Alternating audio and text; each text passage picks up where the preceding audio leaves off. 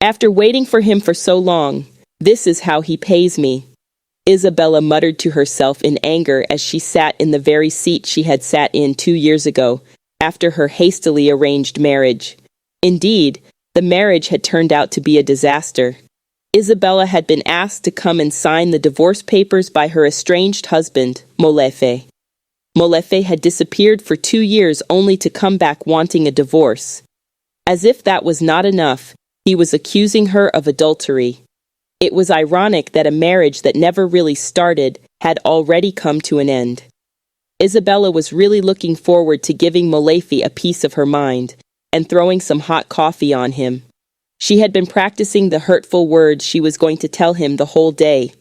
Mr. Mohali and his lawyer arrived 5 minutes before 3 o'clock. Mr. Mohali saw Isabella sitting as if waiting for someone. "Your wife is early. She must have made up her mind," the lawyer said. "What do you mean?" said Mr. Mohali as he walked to greet Isabella. Isabella greeted the lawyer and asked where her stupid husband was. Mr. Mohali looked confused. He could not understand what she meant by that. The lawyer, in shock, then said, "Wait a minute, you guys don't know each other? Are you out of your mind? Mohalie, this is Isabella, your wife of 2 years, the one who cheated on you." What a disaster! Mr. Mohali froze in disbelief as he tried to process this new information. He suddenly realized he had made a big blunder. He had assumed Wendy was Isabella and had said some bad things about her. On the other hand, Isabella quickly looked for her marriage papers to see if the person in the pictures, Molefe, looked like Mr. Mohali. True to the image, Molefe was indeed Mr. Mohali. The only difference was he now had a beard. How could she have missed this detail? The problem was, they got married and never saw each other until now.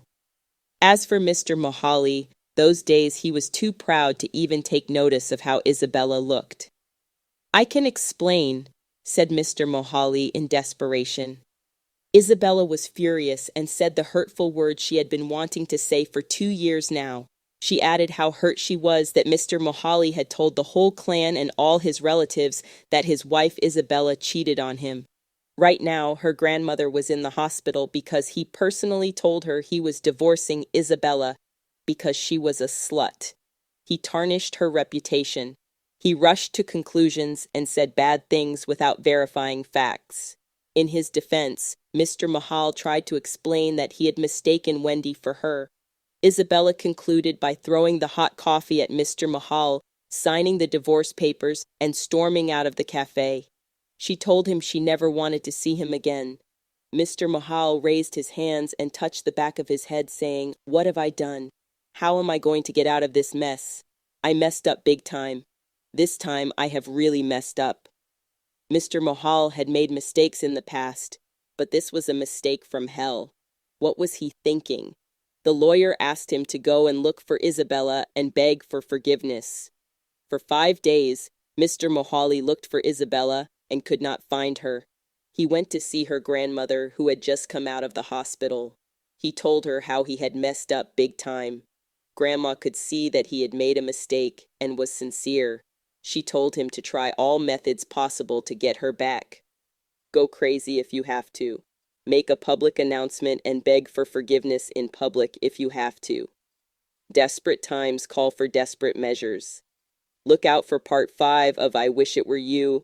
Follow, like, and repost, for I am posting exciting stories like this every day.